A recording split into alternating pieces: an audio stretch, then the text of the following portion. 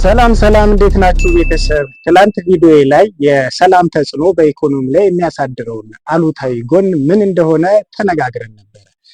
ዛሬ ደግሞ ሰላምና ኢኮኖሚ ያላቸው ግንኙነት ምንድነው የሚለው ላይ እንነጋገራለን። አዳምጡት። እንደ አውሮፓውያን አቆጣጠር በኖቬምበር 2022 የፕሪቶሪያ የሰላም ስምምነት ለሁለት ዓመታት የዘለቀውን የትግራይ ግጭት ማብቃቱን ተከትሎ የኢትዮጵያ ኢኮኖሚ ተጎድቶ የነበረውን እንዲገግም እንዳደረገው ሁላችንም እናውቃለን። አሁን ላይ ያ ኢኮኖሚ ያንን ሁሉ ተግዳሮቶች አሳልፎ ጠንካራ የማይበገር የኢኮኖሚን መሰረት የጣለ መጥቷል ማለት ነው። የጣለ ኢኮኖሚ ሆኗል ማለት ነው።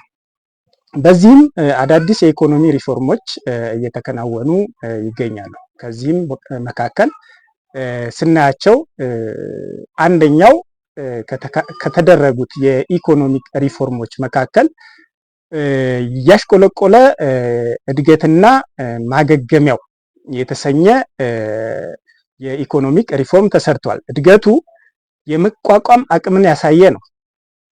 በ2022 ወይም 2021 በ6.4% ወርዶ የነበረው የሀገር ውስጥ ምርት እያደገ በመምጣቱ ከአሁኑ ጋር ሲነጻጸር በ2022-2023 ማለት ነው እንደ አውሮፓውያን አቆጣጠር ወደ 7.1% እድገት አሳይቷል። በግብርና ኢንዱስትሪና አገልግሎት ዘርፍም ማገገምን አሳይቷል ማለት ነው። ይሄ የተደረገ ከስምምነቱ በኋላ ከሰላም ስምምነቱ በኋላ የመጣ ትልቅ ለውጥ ነው ማለት ነው። ይህም የሰላምን ዋነኛ ነገር ያሳያል ማለት ነው።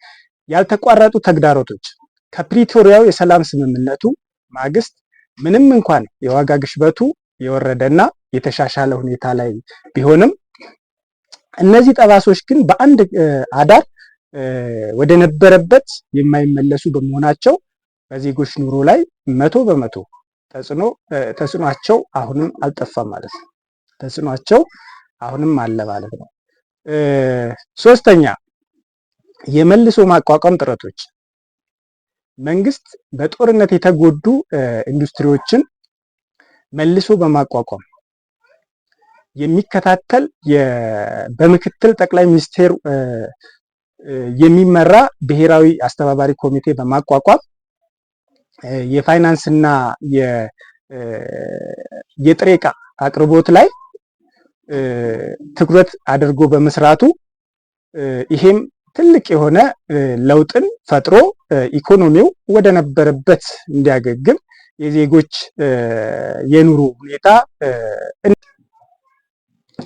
እሺ፣ አራተኛው ኢንቨስትመንትና ንግድ ነው።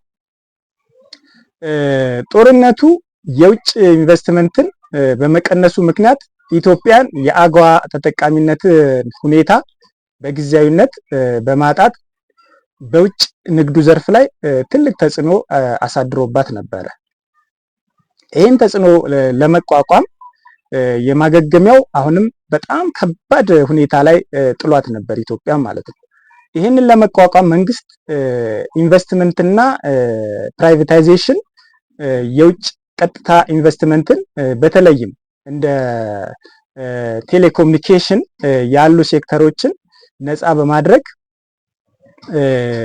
እና የመንግስትን ኢንተርፕራይዞችን ድርሻ በመቀነስ በመሸጥ ሀሳብ በማቅረቡ ልክ እንደ ሳፋሪኮም ኢንቨስትመንቶች ያሉ ፕሮጀክቶችን አቅማቸውን በማጎልበት ትልቅ ለውጥን በሀገራችን ላይ ፈጥረዋል ማለት ነው። ትልቅ ፈጥሮች ውድድርንም በማምጣታቸው ትልቅ ለውጥን ፈጥረዋል። ይሄም ከሰላም ስምምነቱ በኋላ የመጣ ውጤት ነው ማለት ነው።